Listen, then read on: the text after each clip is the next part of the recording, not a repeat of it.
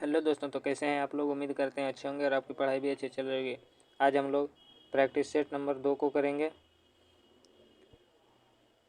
इसमें भी आपको टॉप 50 क्वेश्चन देखने को मिलेगा और इसमें इम्पोर्टेंट पॉइंट भी दिया हुआ है, जैसे कि अगले प्रैक्टिस सेट में हमने किया था। तो अगर आप लोग चैनल पर नए हो तो चैनल को सब्सक्राइब कर ले और वीडियो को एक प्यारा सा लाइक कर दें। तो चलिए हम लोग चलते हैं अपने पहले प्रश्न की ओर।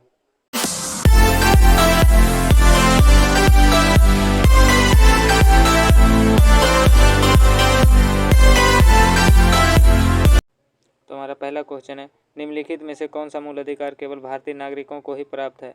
निम्नलिखित में से कौन सा मूल अधिकार केवल भारतीय नागरिकों को ही प्राप्त है। तो वो अनुच्छेद 15, अनुच्छेद 16 और अनुच्छेद 19, ये तीनों केवल भारतीय नागरिकों के लिए है। अगला क्वेश्चन देखते हैं। तो हमारा अगला क्वेश्चन है, निम्नलिखित कथनों पर विचार करें। निम्नलिखित कथनों पर विचार करें, उपरोक्त में से कौन सा कथन गलत है। गलत पूछ रहा है। तो राज्यसभा का कार्यकाल 4 वर्ष का होता है, ये गलत है। राज्यसभा का कार्यकाल 6 वर्ष का होता है। राज्यसभा का सदस्यों के लिए न्यूनतम उम्र की कम से कम उम्र कितनी होनी चाहिए। तो ये 35 वर्ष दिया हुआ है, 30 वर्ष होनी चाहिए। राज्यसभा का स्थायी सदन के लिए 1/4 सदस्य पर दूसरे वर्ष मुक्त होते हैं। तो 1/4 नहीं होते, 1/3 होते हैं। तो इसलिए सभी ऑप्शन गलत है, ऑप्शन डी हो जाएगा सही आंसर। अगला क्वेश्चन। तो हमारा अगला क्वेश्चन है, धन विधेयक को राज्यसभा अधिकतम कितने दिनों तक रोक सकती है। धन विधेयक को राज्यसभा अधिकतम कितने दिनों तक रोक सकती है। तो ये 14 दिनों तक रोक सकती है, ऑप्शन ए हो जाएगा सही आंसर। अगला क्वेश्चन है हमारा,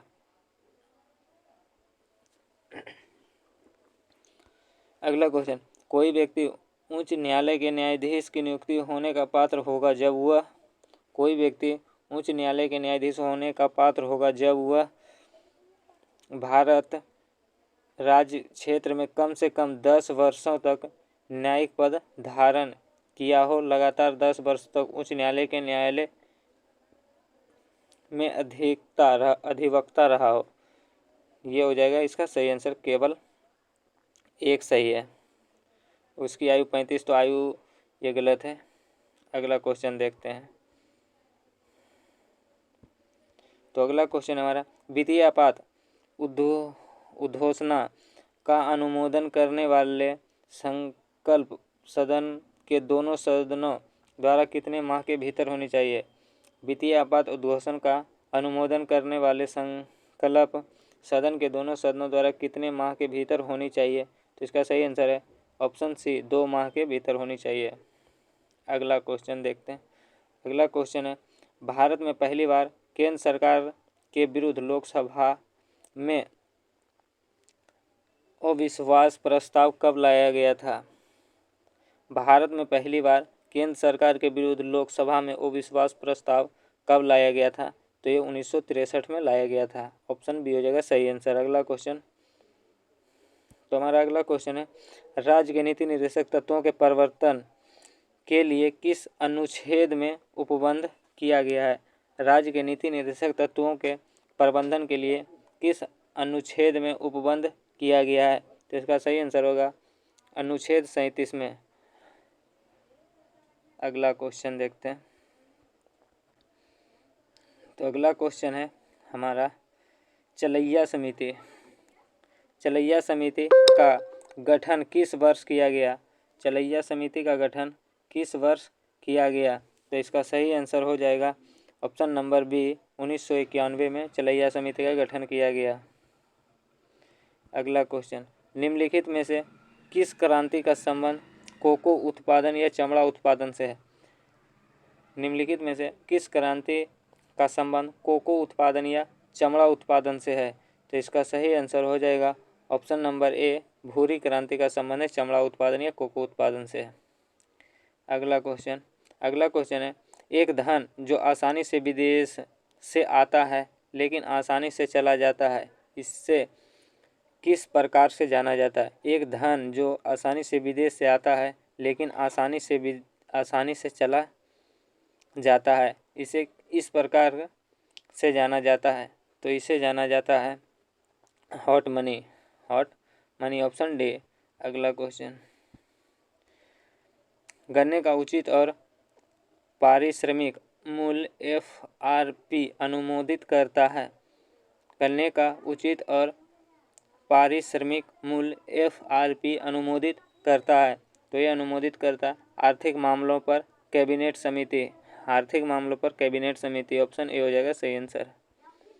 अगला क्वेश्चन, असहयोग आंदोलन के दौरान कौन सा कार्यक्रम शामिल नहीं है? असहयोग आंदोलन के दौरान कौन सा कार्यक्रम शामिल नहीं है? तो ये है ऑप्शन नंबर डी, सरकारी वाहनों से यात्रा करने पर पाबंदी। सरकारी वाहनों से यात्रा करने पर पाबंदी। अगला क्वेश्चन, दांडी मार्च की समाप्ति किस तिथि को हुई? दांडी मार्च की समाप्ति किस तिथि को हुई? तो ये 6 अप्रैल 1930 को समाप्त हुआ था। 12 मार्च 1930 को ये स्टार्ट हुआ था और 6 अप्रैल 1930 तक चला था।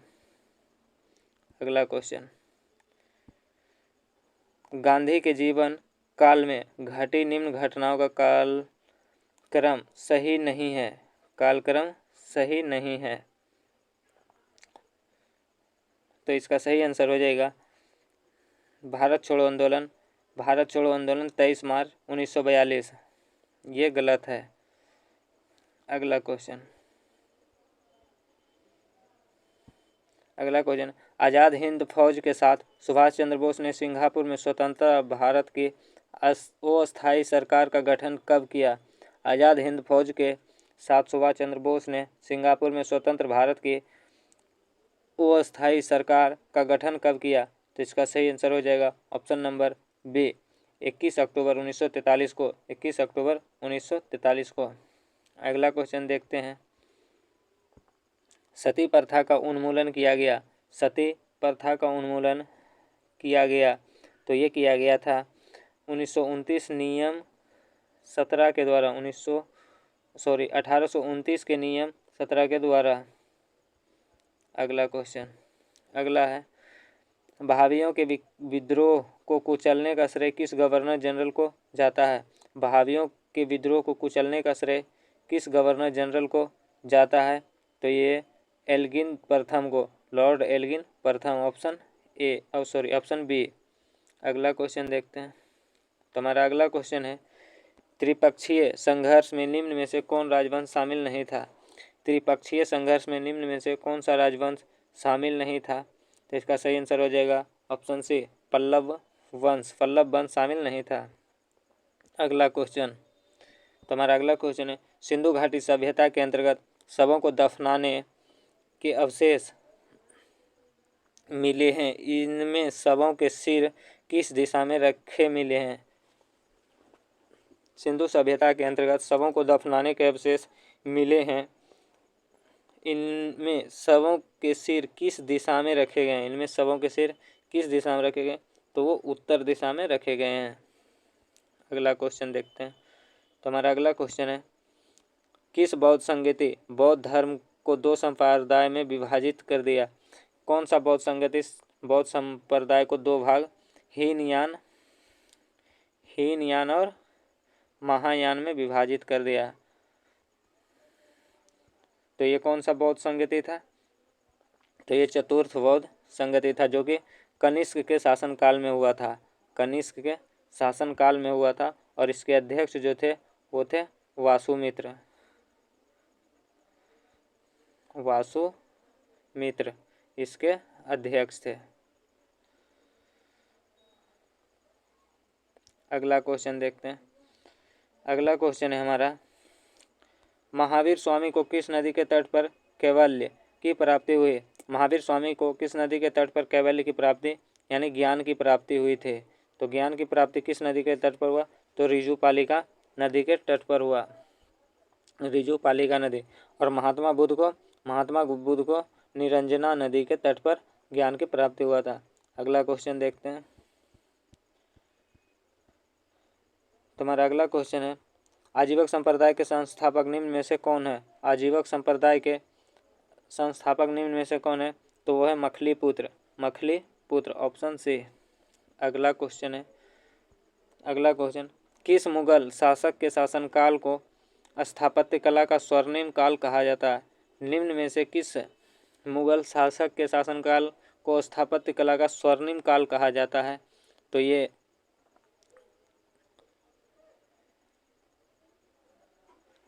शाहजहां, इसका सही आंसर है शाहजहां। अगला क्वेश्चन अगला क्वेश्चन है मुगल काल में मुहतसिब कौन था? मुगल काल में मुहतसिब कौन था? तो वो था आचरण अधिकारी। आचरण अधिकारी को मुहतसिब कहा जाता था। अगला क्वेश्चन दीवान ए अर्ज किस विभाग से संबंधित था? दीवान ए अर्ज किस विभाग से संबंधित था? तो यह था सैन्य विभाग से संबंधित। अगला क्वेश्चन बसावन वो दसवंत किस शासक के दरबारी चित्रकार थे? बसावन वो दसवंत किस शासक के दरबारी चित्रकार थे? तो ये थे अकबर के दरबारी चित्रकार। अगला क्वेश्चन देखते हैं। अगला क्वेश्चन है हमारा निम्न में से कौन सुमेलित नहीं है? सुमेलित नहीं है तो इसका सही आंसर कौन सा हो जाएगा? नरोरा उत्तर प्रदेश में है, ये बिल्कुल सही है। कुडनकुलम ये गलत है। कुडनकुलम और कलपक्कम ये तमिलनाडु में है। कहाँ है? तमिलनाडु में। काकरापार गुजरात सही है। तारापुर महाराष्ट्र में, ये भी सही है। तो कुडनकुलम कहाँ है? तो कुडनकुलम हो जाएगा आपका तमिलनाडु। अगला क्वेश्चन देखते हैं। अगला क्वेश्चन है 38वीं समांतर रेखा किन दो देशों के मध्य है? 38वीं समांतर रेखा किन दो देशों के बीच है? तो ये उत्तरी कोरिया और दक्षिण कोरिया के बीच है 38वीं समांतर रेखा। अगला क्वेश्चन है निम्न में से कौन एक अच्छे ईंधन का गुण नहीं है? निम्न में से कौन एक अच्छे ईंधन का गुण नहीं है? तो ये है ऑप्शन नंबर बी, जलने पर ज़्यादा से ज़्यादा अपशिष्ट व हानिकारक गैस का उत्सर्जन होना चाहिए। ये नहीं है, ये गलत है। अगला क्वेश्चन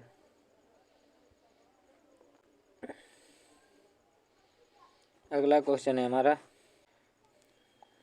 सूची 1 को सूची 2 से सुमेलित कीजिए। सूची 1 को सूची 2 से सुमेलित कीजिए। तो जो आप पहले जानते हैं उसको मिला लीजिए। तो विटामिन ई बांझपन, और विटामिन के से क्या होता है? तो रक्त को थक्का करता है, यानी 2 हो जाएगा। विटामिन B7 से क्या होता है? तो विटामिन B7 से बालें झड़ने लगते हैं। और विटामिन B12 वो हो जाएगा पर्णाशी अरक्ता होना। तो इसका आंसर कौन सा हो जाएगा? इसका आंसर हो जाएगा ऑप्शन नंबर 1। अगला क्वेश्चन देखते हैं। अगला क्वेश्चन है तारे के मध्य दूरी ज्ञात करने की इकाई को क्या कहते हैं? तारे के मध्य दूरी ज्ञात करने की इकाई को क्या कहते हैं? तो उसे कहते हैं गैलेक्टिक इकाई। अगला क्वेश्चन देखते हैं। तो हमारा अगला क्वेश्चन है निम्न में से कौन सा रोग पुरुषों की तुलना में महिलाओं में बहुत कम होता है? कौन सा रोग पुरुषों की तुलना में महिलाओं में बहुत कम होता है? तो ये है वर्नाधता। अगला क्वेश्चन देखते हैं। तो हमारा अगला क्वेश्चन है हीमोग्लोबिन लाल रक्त कोशिकाओं के अंदर का प्रोटीन है और यह निम्न में से किसका वहन करता है? हीमोग्लोबिन लाल रक्त कोशिकाओं के अंदर का एक प्रोटीन है और यह निम्न में से किसका वहन करता है? तो ये ऑक्सीजन का वहन करता है, O2 का वहन करता है। अगला क्वेश्चन है किस पदार्थ को एक अवस्था से दूसरी अवस्था में बिना ताप में परिवर्तन होने के लिए आवश्यक ऊष्मा की मात्रा को क्या कहते हैं? किसी पदार्थ को एक अवस्था से दूसरी अवस्था में बिना तापमान में परिवर्तन होने के लिए आवश्यक ऊष्मा को क्या कहते हैं? तो उसे कहते हैं गुप्त ऊष्मा। ऑप्शन डी, गुप्त ऊष्मा। अगला क्वेश्चन देखते हैं। तो हमारा अगला क्वेश्चन है निम्न कोशिका अंगों में से किस में न्यूक्लिक अम्ल नहीं होता है? निम्नलिखित कोशिका अंगों में निम्नलिखित किस में न्यूक्लिक अम्ल नहीं पाया जाता है? तो इसका सही आंसर हो जाएगा ऑप्शन नंबर डी, जीव द्रव में न्यूक्लिक एसिड नहीं पाया जाता है। अगला क्वेश्चन है निम्न में से कौन सा विटामिन ए का अच्छा स्रोत नहीं है? निम्न में से कौन सा विटामिन ए का अच्छा स्रोत नहीं है? इसका सही आंसर हो जाएगा जंतुओं के यकृत गुर्दे, ऑप्शन सी। अगला क्वेश्चन, तो हमारा अगला क्वेश्चन है, सूची 1 को सूची 2 से मिलान करना है। प्रतिरोध का मात्रक क्या होता है? प्रतिरोध का मात्रक क्या होता है? तो प्रतिरोध का मात्रक जो होता है वो होता है ओम। विद्युत प्रवाह का मात्रक क्या होता है? तो विद्युत प्रवाह का मात्रक जो होता है,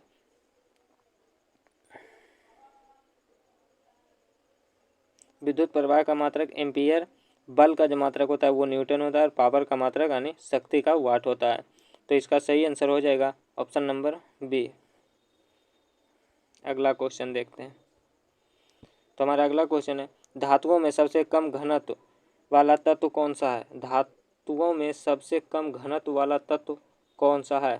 तो इसका सही आंसर हो जाएगा लिथियम। लिथियम सबसे कम घनत्व वाला तत्व है। अगला क्वेश्चन, तो हमारा अगला क्वेश्चन है, प्राकृतिक रबर के बारे में निम्न में से कौन सा कथन सही है? प्राकृतिक रबर के बारे में निम्न में से कौन सा कथन सही है?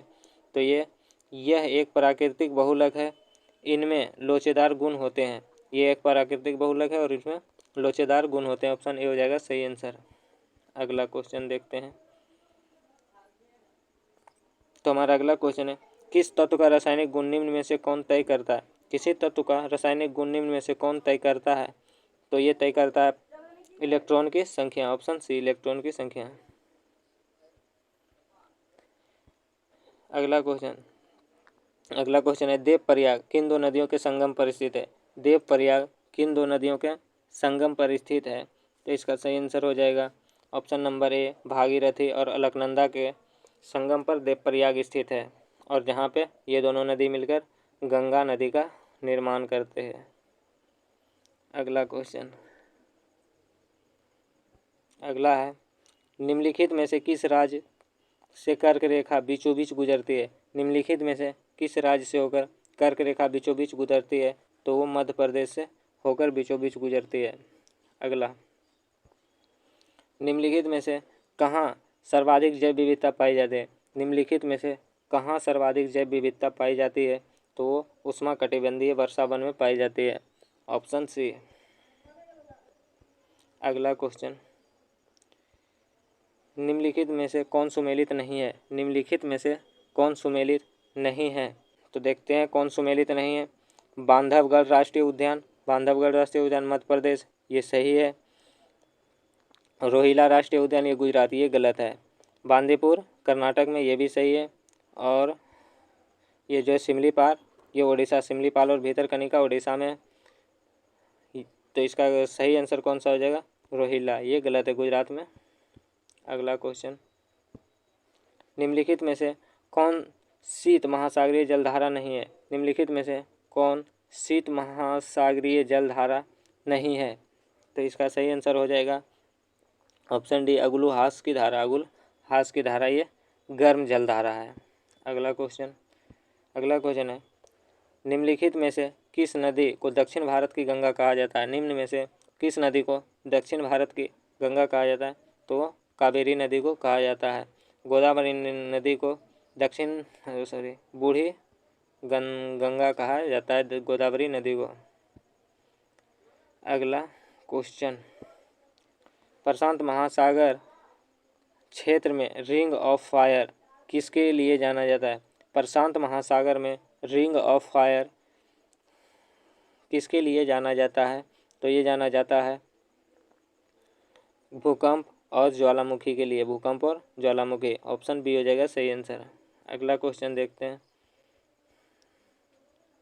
तो हमारा अगला क्वेश्चन है, निम्नलिखित में से कौन सुमेलित नहीं है? निम्नलिखित में से कौन सुमेलित नहीं है?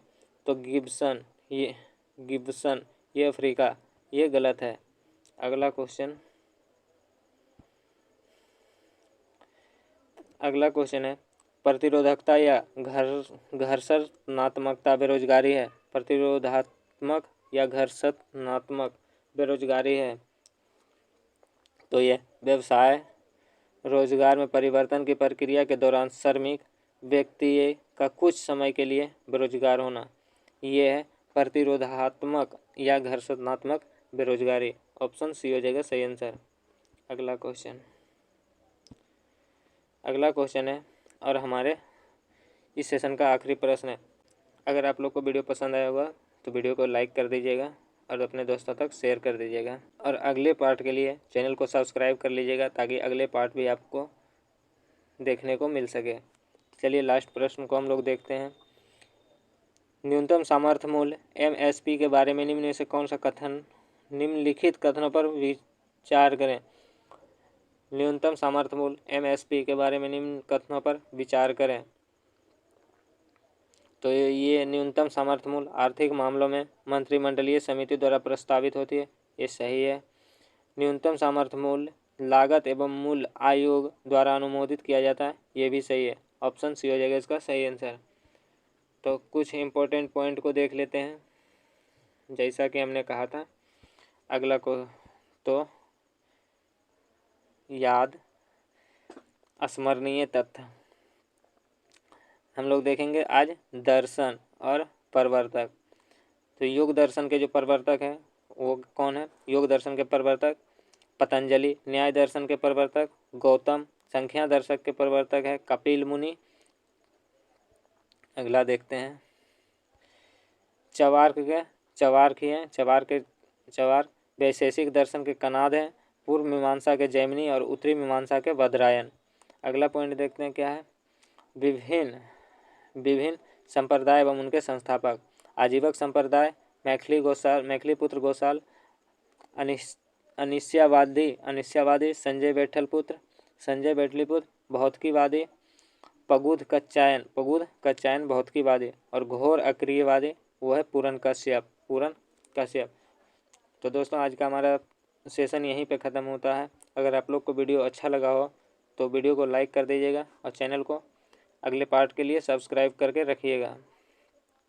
तो चलिए फिर मिलते हैं अगले पार्ट में, तब तक के लिए जय हिंद।